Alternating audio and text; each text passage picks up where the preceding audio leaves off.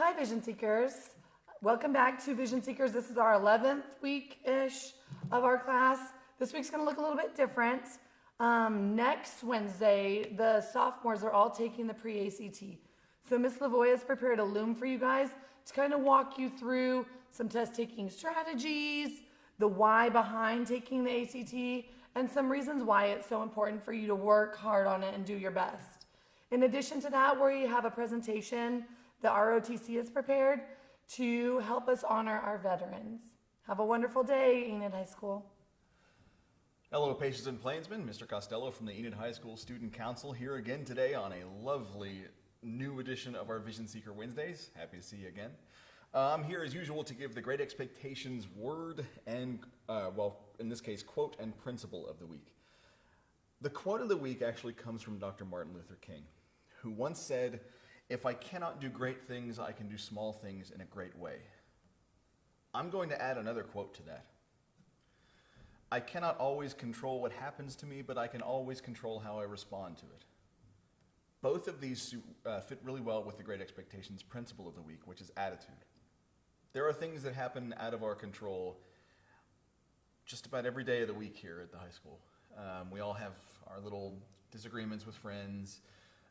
Somebody posted something on social media that hurt someone's feelings, and now lots of people are in a dander about it. Or we have a stressful exam coming up, and perhaps our success on that was not what we hoped, or at least in our preparation thereof.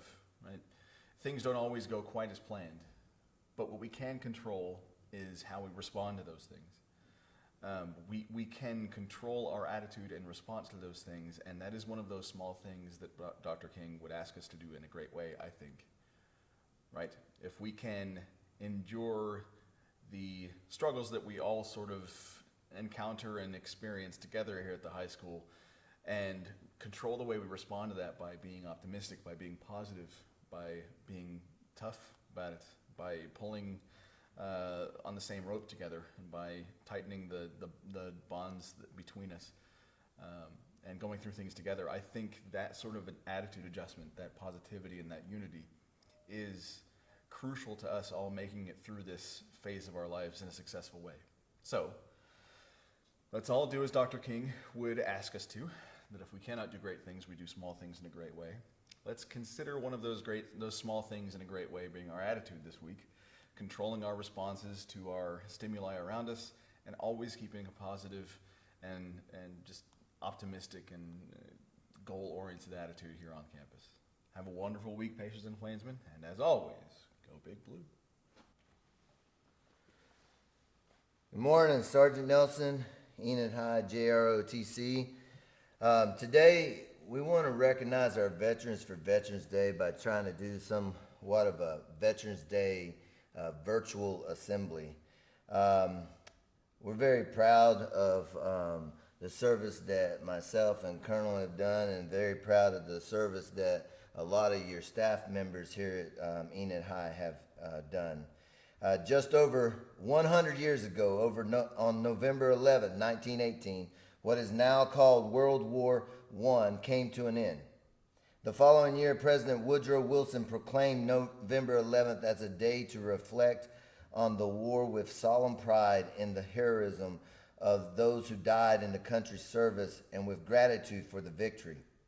In 1954, November 11th was set aside as a day to honor American veterans of all wars. Today, we recognize our servicemen and women for their patriotism, love of country, and willingness to serve and sacrifice for the common good. We especially honor those who paid the ultimate price in defense of our freedom. For the soldiers, sailors, airmen, Marines, and Coast Guardsmen who continue to stand in harm's way today, we lift them up in prayer.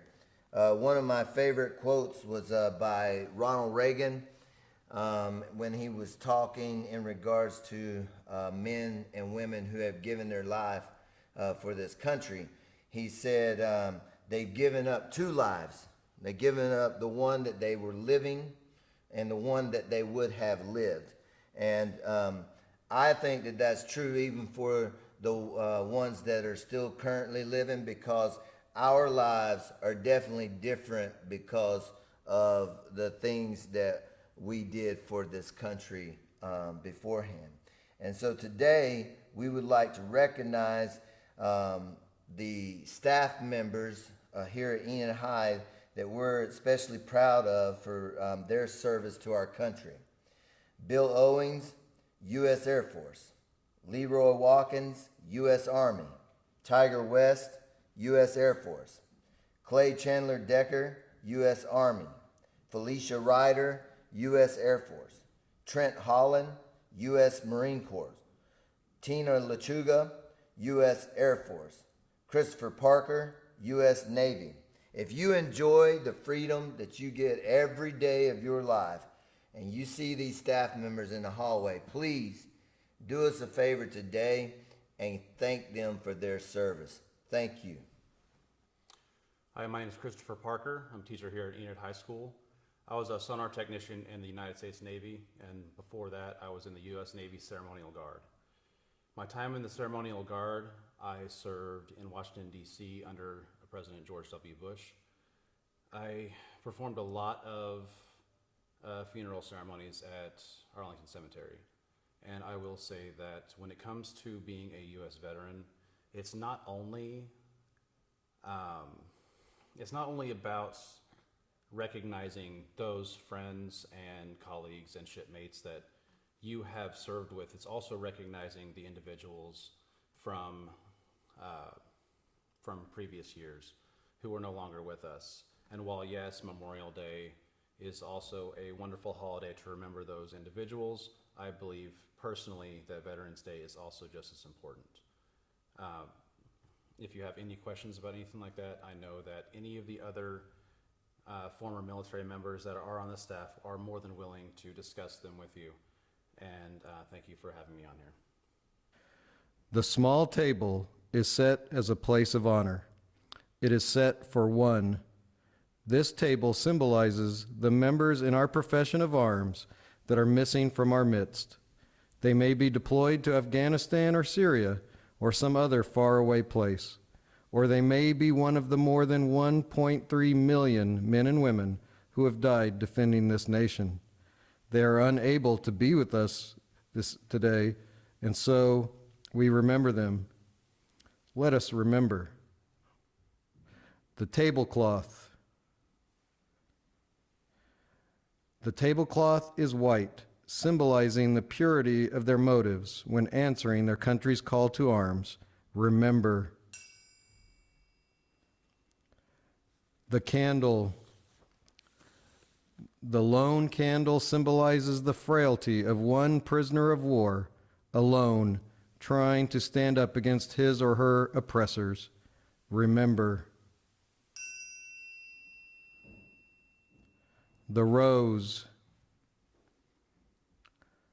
The single red rose displayed in the vase symbolizes the blood that has been shed. Remember. The ribbon.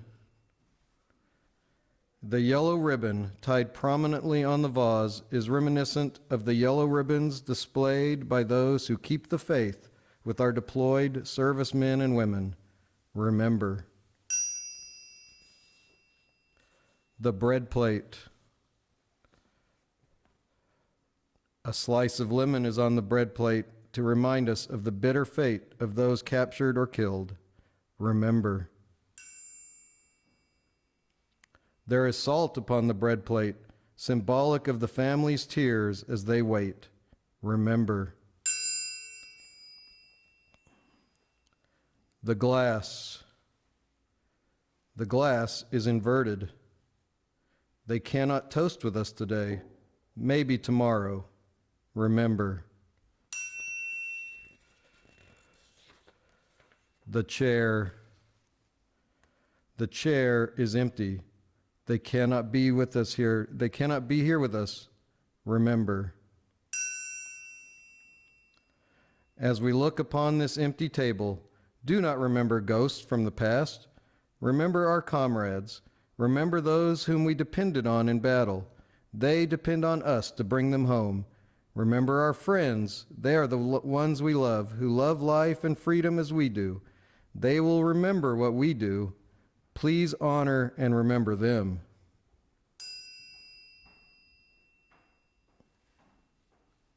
For more than 200 years, the American flag has been the symbol of our nation's unity, as well as a source of pride and inspiration for millions of citizens.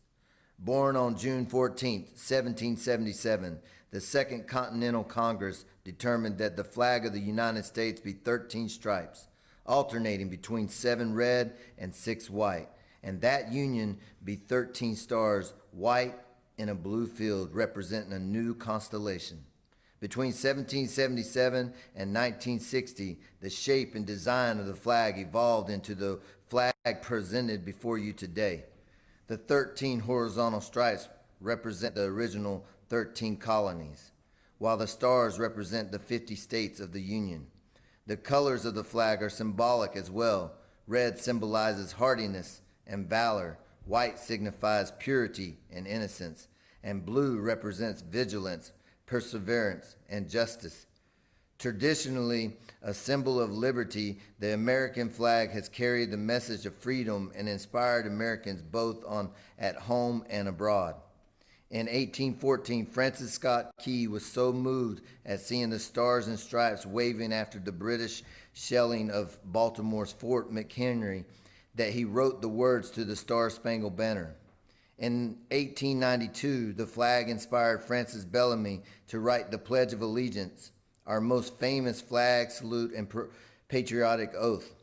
In July 1969, the American flag was flown in space when Neil Armstrong planted it on the surface of the moon.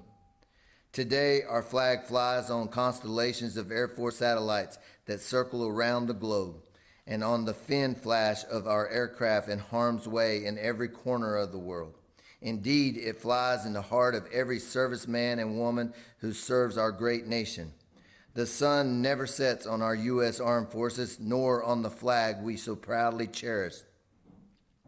Since 1776, no generation of Americans has been spared the responsibility of defending freedom. Today's servicemen and women remain committed to preserving the freedom that others won for us for generations to come. By displaying the flag and giving it a distinctive fold, we show respect to the flag and express our gratitude to those individuals who fought and continue to fight for freedom at home and abroad. Since the dawn of the 20th century, servicemen and women have proudly flown the flag in every major conflict on lands, seas, and skies around the world. It is their responsibility, our responsibility, to continue to protect and preserve the rights, privileges, and freedoms that we as Americans enjoy today. The United States flag represents who we are.